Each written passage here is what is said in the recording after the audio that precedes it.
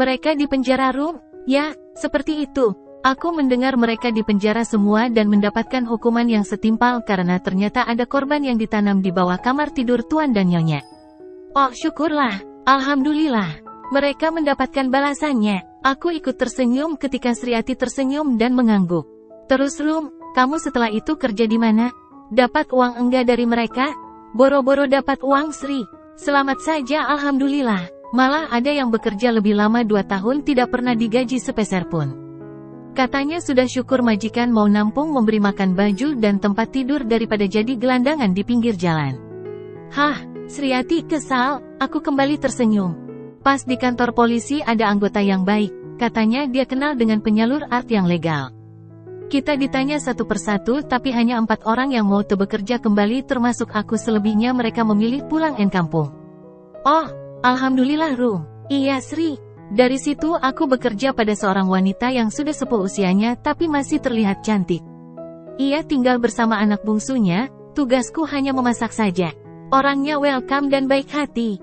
Pun anaknya, jadinya aku betah, di sana pula aku diajari cara merawat tubuh. Anak ceweknya masih single dan wanita karir. Kadang aku diajak belanja ke mall sama Nyonya. 2 bulan ini aku memanggilnya Nyonya besar meskipun dia melarangku memanggil begitu tapi tetap saja aku memanggilnya seperti itu. Untuk menghormatinya dan membedakan aku memanggil Nyonya pada menantunya yang sekarang aku kerja di sana. Kadang Nona, Chelsea, ikut belanja dan mengajakku facial bersama, kadang juga belanja baju-baju. Aku bersyukur dipertemukan dengan mereka Sri. Sriati ikut tersenyum melihatku senang. Terus kenapa kamu disuruh ke rumah anaknya? Ah itu, semua art di sana enggan ke rumah menantunya. Kalau tidak ada si bayi, aku juga enggan. Emang kenapa? Aku tertawa cekikikan sambil menutup mulutku. Sriati melihatku dengan heran.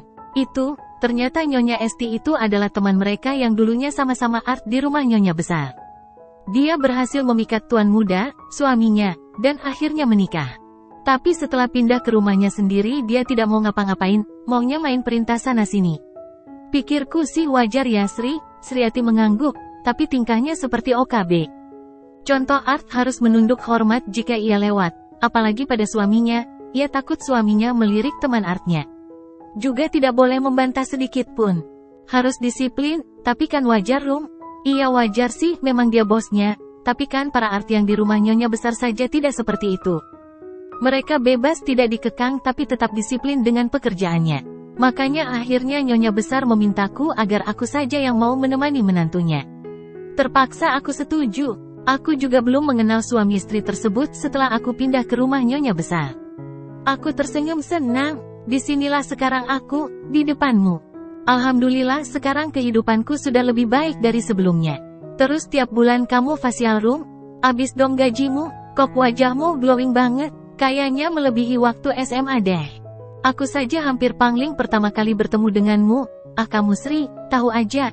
Kutepuk pelan pundak Sriati sambil malu-malu kucing. Ya enggak lah, emang uangku sebanyak itu. Buang-buang duit aja ke salon. Uangku aku kumpulin buat nanti hidup di kampung bareng emak. Terus kok bisa tuh wajahmu begitu? Setiap mau ke salon non Chelsea mengajakku dan gratis Sri. Aku hanya menemaninya saja. Aku juga pernah merasakan tubuh diolesi madu, mandi madu katanya. Hihihi pernah juga dipijat sampai ketiduran. Aku menutup mulutku sambil cekikikan.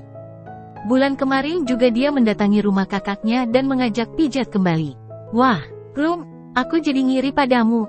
Hidupmu sekarang lebih enak. Berarti gaji penuh nih langsung tabung? Ya enggak lah Sri, masak aku enggak butuh yang lain. Isi, Sriati terdiam sebentar, ngomong-ngomong kamu enggak kangen sama emakmu? Kan kamu belum pernah mudik nih, aku langsung diam mendengar pertanyaan Sriati dan menatapnya, merasakan hatiku yang kembali diliputi rasa takut. Ya aku masih takut kepada bapakku meskipun memang tak dipungkiri aku sangat kangen kepada emak.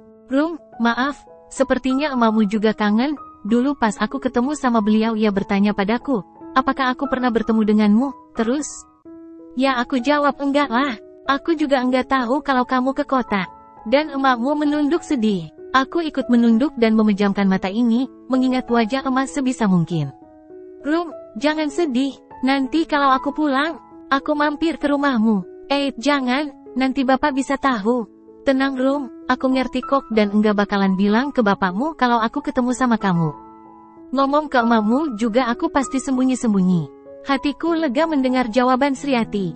Sedang asyik bercanda dan ngobrol tiba-tiba ada suara kaki mendekat dan mengetuk pintu kamar. Sri, kamu ada di dalam? Set, Sriati meletakkan telunjuk di bibirnya. Anak majikanku pulang, tumben pulangnya siang. Aku tinggal dulu ya Rum, aku mengangguk.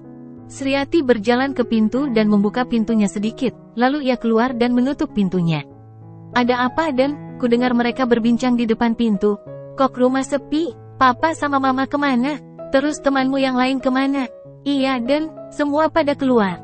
Tuan dan Nyonya katanya ada kondangan di tempat jauh baru entar malam pulang. Kalau teman-teman sih biasa.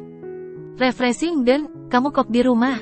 Terus, sepertinya aku dengar kamu berbicara. Sama siapa? Sama HP? Saya kebagian minggu ini di rumah, hehehe jaga rumah Dan.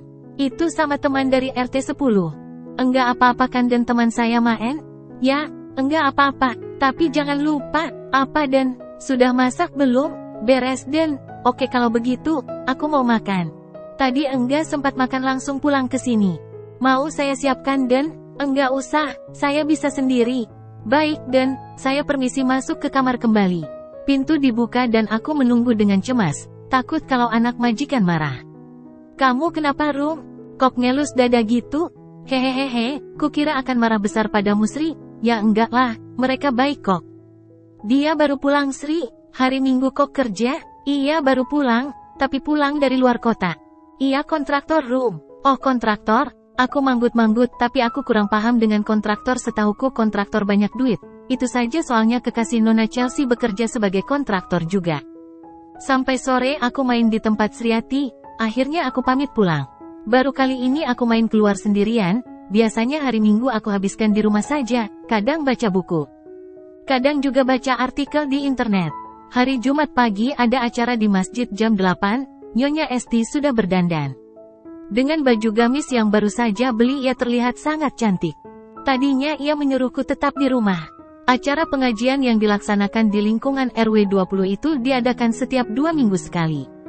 Tapi karena Sriati mengajakku menghadiri acara tersebut, maka aku pun minta izin agar bisa ikut menghadirinya. Terpaksa nyonyaku itu menyetujui. Aku berangkat belakangan dengan baju gamis yang kupunya. Sesampainya di masjid aku kelingak-kelinguk, maklum belum pernah ikut acara pengajian seperti ini.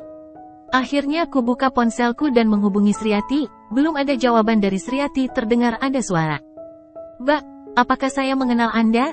Aku kaget dan tak sengaja mematikan sambungan teleponnya lalu menatap lelaki di depanku. Ia malah balik menatapku dengan aneh. Aku risih, ia seperti menelisik diriku ini.